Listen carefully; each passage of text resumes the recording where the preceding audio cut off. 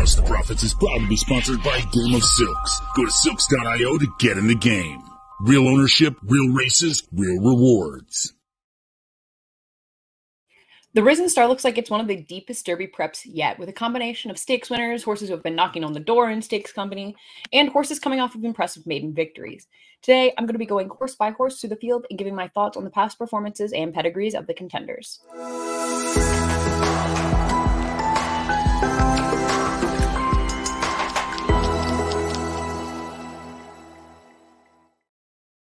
The Risen Star has become a really valuable Kentucky Derby prep. The last 3 years, it's given us Angel of Empire, who finished third in the Kentucky Derby, Epicenter, who ran second and would eventually be named champion 3-year-old, and Mandaloon, who was second across the wire at the Derby, but then upgraded to first with the disqualification of Medina Spirit. Other notable winners in recent history include Preakness Stakes winner War of Will, and the remarkable Gunrunner, who finished third in that year's Derby, but would go on to be Horse of the Year at 4, and actually has 2 sons attempting to emulate their sire by getting their first stakes victory in the Risen Star. Note that there is a chance of rain in the forecast for Saturday, so keep that in mind while handicapping this race. And I'll be honest, I don't have a strong opinion here, but hopefully you can at least find some value in the information I'm bringing to the table, if not necessarily in my analysis at the end. So we're going to just go ahead and take a look at the field to start. We got a field of 12 going 1 1/8 miles at the fairgrounds. It is the 14th and final race on the card with a post time of 6:17 Central. The morning line is not out as of right now, but some of the key contenders will definitely be horses like Track Phantom, Sierra Leone, Honor Marie, Catching Freedom, and Hall of Fame. And we're going to just start at the top here with Tizzy Indy. He broke his maiden for a $20,000 tag in his 4th start, and then was last seen finishing 5th of 6 in the Lecomte. And he looks, honestly, to be a little bit overmatched here. He's a son of Take Charge Indy out of an unraced Tisnow mare, so an off-track shouldn't hinder him one bit. And his second dam is an unraced full sister to Grade 1 winner Raging Fever, as well as sires Roaring Fever and Stormin' Fever. But overall, he looks overmatched here, and we're just going to move on to another horse that looks like he might be a little in over his head here. And that's Awesome Ruda. He's the only horse in the field who is not nominated to the Triple Crown. He broke his maiden by 9 lengths at Louisiana Downs in his 2nd start and was beaten just a neck in Delta Downs John Lafitte Stakes, but was beaten 11 lengths in his only route attempt. And this is a big step up from even those $100,000 Fairgrounds optional claimers. He's a son of Mendelssohn, who's been a bit of a disappointment as a sire, which is 7 stakes winners in 246 starters to date. But that horse, is a stakes winner on multiple surfaces, a Grade 1 winner, and as a half-brother to Into Mischief by Scat Daddy. His offspring have been doing their best running on synthetics so far, with 14% winners in 235 starters. Although he has gotten a higher percentage of dirt winners than turf winners overall, he's gotten 5 stakes winners on the turf compared to just 2 on dirt. Now, having said that, Awesome Ruda didn't show a whole lot in his 1 turf attempt, and it might also be worth noting that while he has one of the worst Tomlinson figures in the field, his best career effort came in that John Lafitte Stakes on a sloppy track. He'd still need to show massive improvement to be a player here, though. And while his second dam is a Grade 1 winner in Malibu Prayer, it doesn't really seem like he's ready to emulate that kind of talent at this point in his career. Next, we have Honor Marie. He's making his first start since an impressive win in the Kentucky Jockey Club, but there are definitely still some questions, such as whether he can work out a winning trip that doesn't require him to go 6 wide, which is what he's done in both of his victories to date. Sandwiched between those 2 victories was a 2nd-place effort to Otto the Conqueror and a strong allowance optional claimer at Churchill Downs, where he soundly defeated the likes of Just Steel over a sloppy track. And maybe he's good enough to go wide here and still win, but I do think this group is a lot tougher than what he's faced in his prior victories. There is certainly a lot to like about his speed figure progression, and as a May foal by Honor Code, he should appreciate having the time to mature. In this field, only Tizzy Indy is younger than Honor Marie. And I think he is absolutely a key contender in here, but he needs to be able to work out a trip. As mentioned, he's a son of Honor Code, who was recently exported to Japan, but is the sire of 17 stakes winners, including 3 Grade 1 winners. He himself was a winner on debut over a sloppy track, and his offspring's win percentage goes from 15% on a dry dirt track to 17% on an off-dirt surface. Honor Marie has already shown he can handle a sloppy track in that Churchill allowance, and his pedigree backs that up. His dam, Dame Marie, was a graded stakes-placed runner in her final career start in the Churchill Distaff Turf Mile Stakes, and her first foal, a colt by Into Mischief, was a graded stakes-placed runner in the Bourbon Stakes on turf. Honor Code has 3 other stakes winners out of mares carrying Smart Strike, including 2 on turf. So I'd be curious to see Honor Marie try that surface possibly in the future. But for now, he seems to be doing just fine on dirt. Then we have Sierra Leone. This son of Gunrunner made a wildly impressive rally from last in the Remsen Stakes over a muddy track. And while he did end up getting passed late, he made a good impression on plenty of people with that effort. Chad Brown adds blinkers in this spot, a move that he wins with 26% of the time in 50 starts. And I really like that choice here. He was lugging in the stretch of the Remsen. And as I've mentioned in a past video talking about this horse, I didn't really like that he allowed himself to be passed by Dornoch late. I'm not sure exactly what the thought is here for Chad Brown, but I would like to see a little more tactical speed and a little more focus this time from Sierra Leone. And if we get it, I think he's a major threat. Though he was as much as 12 lengths back in the Remsen, he was less than 3 lengths off the lead in his debut, despite bobbling at the break. And I think I'd like to see him get a trip more like that with the blinkers on. I left him off my Derby top 10 last month, and that honestly was mostly a contrarian move to beat people into commenting, which worked. But this is clearly a horse with talent, and I just like to see him put the pieces together mentally in this race before I jump on the hype train. His connection spent $2.3 million for him at the Fasig-Tipton Saratoga Select sale, and there's nothing but positives about this pedigree. We all know that Gunrunner is a superstar, and Sierra Leone's Damned Heavenly Love was a Grade 1 winner at 2 as well. So there's a lot to like from both sides of the pedigree here. Gunrunner has 3 stakes winners and 8 starters out of mares by Malibu Moon, including leading Kentucky Derby contender Locked. And if Sierra Leone wins this race, that'll make a 50% strike rate for that Gunrunner Malibu Moon cross. Sierra Leone's second dam was also a stakes winner, and his third dam, Roman Rachel, was a winner of the Grade 1 Ballerina Handicap in 1994. She is also the dam of 2004 Japanese Horse of the Year, Zeno Rob Roy, so there's nothing but class on both sides of this pedigree. Then we move on to Moonlight. He was also last seen in the Remsen, where he's beaten 7 1/4 lengths by Dornoch and Sierra Leone. Prior to that, he'd finished second in the Street Sense Stakes to Liberal Arts, but we haven't seen him on a dry track since his maiden victory, where he won by 8 lengths and posted a 90 Beyer speed figure. Those last 2 races were over muddy and sloppy tracks, respectively. He was right off the pace in that maiden win, but was farther back in both of his attempts against Stakes Company, so it'll be interesting to see which tactic Florent Giroux goes with in here. He is a son of Audible, whose first crop performed well enough last year to earn him 6th on the first crop sire list, but were overall a little bit lackluster. He had just a pair of stakes winners who combined for 3 stakes wins. He has started off 2024 strong, though, with that first crop now being 3. He's already gotten as many stakes winners in 2024 as he had in 2023, led by a win in the Swedish Chance Stakes by Lifes and Audible, so it's possible that a little more time to mature will be in their best interests. Audible himself didn't try Stakes Company until early in his 3-year-old season, so it's not out of the question that his offspring are going to improve with a little more time. Moonlight is bred on the same Into Mischief Tappet cross that gave us last year's Kentucky Oaks winner Pretty Mischievous. And while his dam was unraced, she's a half-sister to Sunland Park Oaks winner Princess Arabella and 2 other stakes-placed runners. Though we don't have the morning line odds yet, I'm sure this is a horse who will probably be a pretty good price, and I think he might merit a little bit of consideration. Next, we have Real Men Violin. This was a runner-up to Honor Marie in the Kentucky Jockey Club, and he's making his sophomore debut here.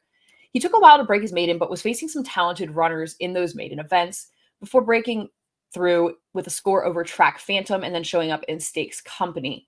He showed good courage in that race, made a rail bid inside of Stretch Ride, but just couldn't outfinish Honor Marie. He's shown improvement in each of his dirt starts and always runs his race. This seems to be a horse to me with some upside to potentially hit the board in here. He's another son of Mendelssohn and is the first foal out of his dam, who is a Tappet 3/4 sister to Grade 1 Wood Memorial winner I Want Revenge. Although he's a son of Mendelssohn, he's made it very clear that dirt is his preferred surface, as his speed figures on turf are significantly slower than the ones over dirt. He also got his maiden win over a sloppy track, which is an encouraging fact if it ends up raining on Saturday. The cross of Scat Daddy and his sons over mares carrying Tappet has been pretty solid from a smallish sample size with 3 stakes winners in 32 starters. And overall, I think that if you like Honor Marie, you have to at least give this guy a long look to potentially hit the board in here. Then we have Hall of Fame. This horse was immensely impressive in his January 20th maiden score. The 94 Beyer speed figure he got that day is the highest in this field. And though he went for the lead in that race, he showed on his debut that he is capable of passing horses. So I think that Santana has some options here with him. Joel Rosario, who rode him in that maiden victory, is sticking with Asmussen's other runner, Track Phantom, who is the far more proven commodity in here. I do think it's interesting that he added Lasix for that maiden win after not using it in his debut. He will have to run without Lasix in this race, so there is a little bit of a question mark there. And it may not have made a difference, but as someone who's always been a big proponent of the first time Lasix angle, removing the medication after such a vast improvement from first to second start is a little bit of a concern for me, though not one that's enough for me to completely discount his chances. This is definitely a very talented horse. There's a reason his connection spent $1.4 million on him in the same sale that Sierra Leone sold in, but this is going to be a steeper challenge than anything he's faced so far, so it's a little tough to feel confident in him in this race. He has a very, very interesting pedigree. His dam is a daughter of Giant's Causeway, as is the dam of his sire, Gunrunner. Normally, inbreeding this close is something I tend to lean away from, but Gunrunner has already shown success with inbreeding to his dam sire. He has 2 stakes winners, inbred 3x3 to Giant's Causeway, and just 10 starters out of mares carrying his dam sire. That includes Grade 1 winner Gunite, which helps alleviate the concerns that I would normally have about this inbreeding pattern. Note that Hall of Fame is inbred closer than Gunite or Concept, Gunrunner's other stakes winner on the cross, whose second dam was by Giant's Causeway. But we've seen this kind of close inbreeding find success in recent history with Rich Strike, who was inbred 3x2 to his dam sire, Smart Strike. Hall of Fame is the first foal from his unraced dam, but that mare is a half-sister to 2 stakes placed runners, including the multiple graded stakes placed Street Ready. Their dam Sense to Compete is a stakes placed daughter of Kentucky Derby winner Street Sense. Gunrunner's offspring already win at an excellent 19% over dirt, but they excel over sloppy tracks with a 24% win rate. So I don't think a wet track will hurt Hall of Fame here one bit. And I think this is a horse with a lot of talent and a big future. So it'll be interesting to see how he steps up to this class test in this spot. Next, we have Catching Freedom. This is the winner of the Smarty Jones Stakes on the first of the year, and that race has come back pretty strong. The runner-up, Just Steel, finished second in the Southwest Stakes behind Smarty Jones' 5th place finisher, Mystic Dan. Prior to that, Chasing Freedom chased home that very highly regarded Parchment Party in an allowance at Churchill Downs. And based on that Smarty Jones effort, he is certainly a big contender in here. He is a son of Constitution, who is a fantastic sire and one whose offspring have done well on wet tracks. Their 16% win rate on dirt goes up to 18% on a wet track. Catching Freedom's dam, Catch My Drift, was a stakes winner who has already produced the stakes place runners Strava and Bishop's Bay. The cross of Constitution with mares carrying Catch My Drift's grandsire Empire Maker has been exceptional so far, with 5 stakes winners in just 18 starters to date. So this is a horse in here who I have high hopes for, and I think he is very dangerous and absolutely a win contender.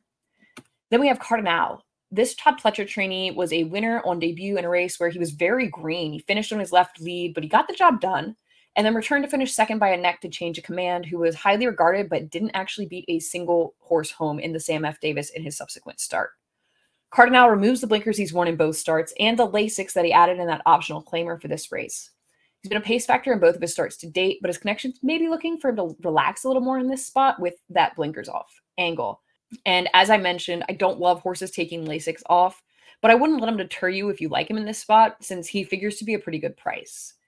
Cardinal is a homebred for Stone Street Stables, and he is bred on the brilliant Speightstown Medaglia d'Oro cross that is responsible for 14 stakes winners, including 4 at the Grade 1 level.